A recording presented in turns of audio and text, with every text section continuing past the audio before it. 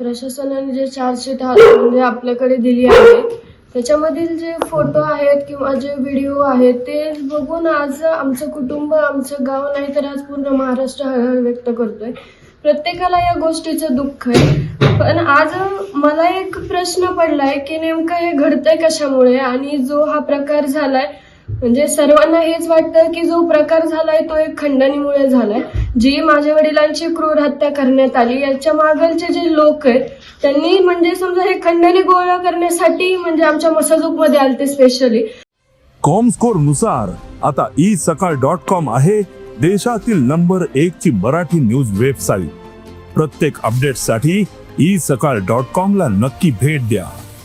आणि त्यांनी जी हाणमार केली आणि माझ्या वडिलांची जी त्याच्यातून घडलेली हत्या आहे नेमकं ही खंडणी जात कोणाकडे होती आणि ती खंडणी मागायला कोणी यांना पाठवलं होतं. त्यांच्यावर धास्ताशिवाय हे होऊच शक्य नाहीये. ते फोटो पाहून आज आम्ही तर पूर्ण हळहळ व्यक्त करतोय. आम्हाला म्हणजे निशब्द आहेत आम्ही.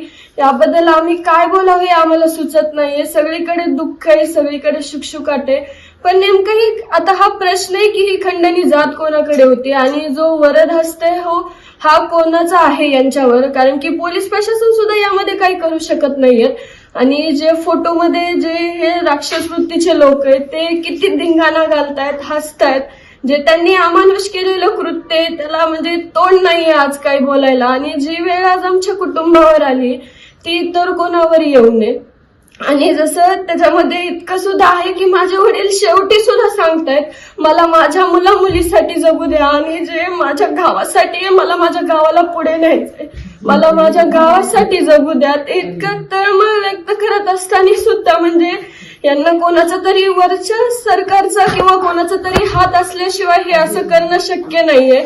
त्यांची जी तळमळ होती ती गावासाठी होती, आमच्यासाठी होती. तरी पण त्यांनी हे त्यांचे न ऐकता त्यांना इतकं अमानुषपणे मारलं. ही कोणाचे तरी याच्यामध्ये प्रमुख हात आहे. ही नेमकं हात कोणाचा आहे सरकारने सुद्धा लवकरात लवकर कळवलं पाहिजे आणि त्यांना सुद्धा यामध्ये सहआरोपी करून कठोरात कठोर शिक्षाही दिलीच पाहिजे. देश विदेशातील प्रत्येक घडामोडींचे लाईव्ह अपडेट मिळवण्यासाठी आता साम टीव्हीच्या सर्व सोशल मीडिया प्लॅटफॉर्मला लाईक, फॉलो आणि सबस्क्राईब करा. तसंच सर्व नोटिफिकेशनसाठी बेल आयकॉन प्रेस करायला विसरू नका.